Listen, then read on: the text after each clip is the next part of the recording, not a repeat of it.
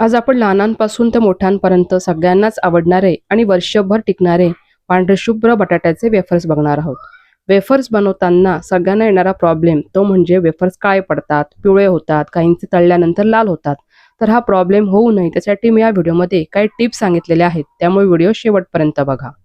बटाट्याचे वेफर्स करण्यासाठी योग्य प्रकारचा बटाटा निवडणं खूप गरजेचं आहे. साधारणतः जानेवारी ते मार्च या सीझनमध्ये हे नवीन बटाटे मार्केटमध्ये येतात. या बटाट्यांची जी साल आहे ना जराशी अशी पातळ अशी असते. याला इंदोरी बटाटा असं म्हणतात. इथे मी 4 किलो बटाटे घेतलेले आहेत. आता या बटाट्याची सर्व साल मी सगळीकडनं काढून घेत आहे. आपले चिप्स काळे पडू नये त्यासाठी आपल्याला काय करायचं आहे, एकदा का साल काढून झाली की सर्व बटाटे आपल्याला स्वच्छ पाण्यामध्ये धुवून घ्यायचे आहेत. आता इथे सर्व बटाटे मी स्वच्छ धुवून घेतलेले आहेत. आता आपल्याला काय करायचं आहे, एक स्लायसर घ्यायचा आहे आणि त्या स्लायसरने आपल्याला चिप्स पाडून घ्यायचे आहेत. चिप्स पाडताना आपल्याला ते चिप्स पाण्यातच पाडून घ्यायचे आहेत. त्यामुळे काय होतं, आपले चिप्स हे काळे किंवा लाल पडणार नाहीत. सगळ्यात महत्त्वाचं म्हणजे चिप्स करताना आपल्याला बटाटा हा आडवाच पकडायचा आहे. त्यामुळे काय होतं की चिप्स हे आपले मस्त असे लांब सडक तयार होतात. ते तळल्यानंतर छान फुलतातही आणि दिसायलाही खूप असे सुंदर दिसतात. जास्त जाडही नाही आणि जास्त पातळही नाही, अगदी मिडियम स्वरूपात आपल्याला चिप्स हे तयार करून घ्यायचे आहेत. आता इथे सर्व बटाट्याचे चिप्स मी पाडून घेतलेले आहेत. आता सर्वात महत्त्वाची टिप्स म्हणजे आपल्या बटाट्याचे चिप्स हे सुकल्यानंतर काळे पडतात. तर ते होऊ नये त्यासाठी आपल्याला काय करायचं आहे, की हे जे बटाट्याचे चिप्स आहे ते 4 ते 5 वेळा स्वच्छ अशा खळखळून पाण्यामध्ये आपल्याला धुवून घ्यायचे आहेत. तसं पाहायला जर गेलं तर इंदोरी बटाट्यांमध्ये स्टार्च खूपच कमी प्रमाणात असतं.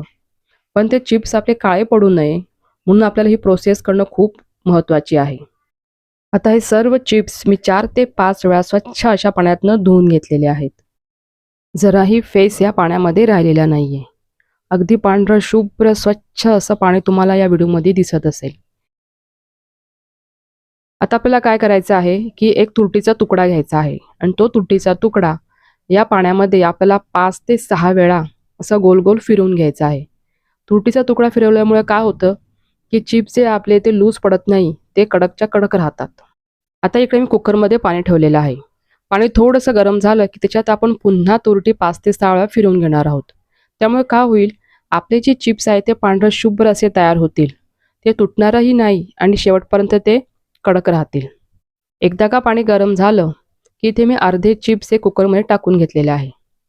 मी हे जे चिप्स आहे ते 2 बॅचेसमध्ये शिजवून घेणार आहे.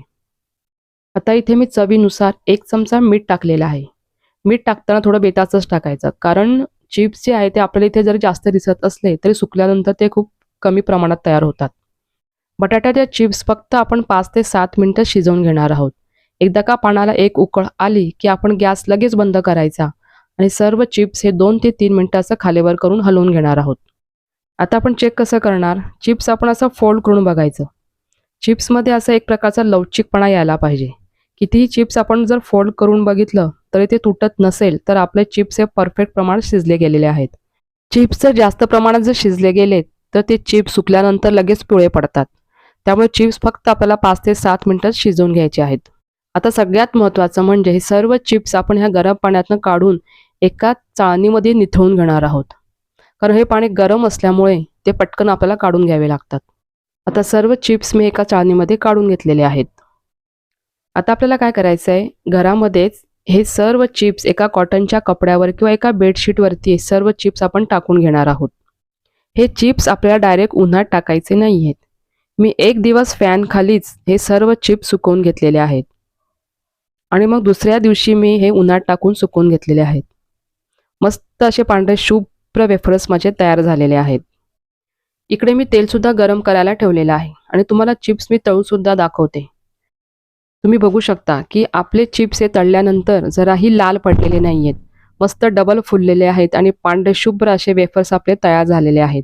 मी तुम्हाला दुसरी बॅचसुद्धा तळून दाखवते. मस्त पांढरे शुभ्र खुसखुशीत आणि वर्षभर टिकणारे आपले बटाट्याचे वेफर्स हे तयार झालेले आहेत. तुम्ही जर मी सांगितलेल्या टिप्स फॉलो केल्या तर तुमचे चिप्स हे कधी सुकल्यानंतर काळे पडणार नाही, पिवळे होणार नाही आणि तळल्यानंतर ते लालसुद्धा होणार नाही. आणि सगळ्यात महत्त्वाचं म्हणजे योग्य प्रकारचा बटाटासुद्धा निवडणं खूप गरजेचं आहे. मस्त असे पांढरे शुभ्र वेफर्स आपले हे तयार झालेले आहेत. तुम्हाला आजची रेसिपी थोडीशी जरी आवडली असेल तर प्लीज एक लाईक करायला अजिबात विसरू नका.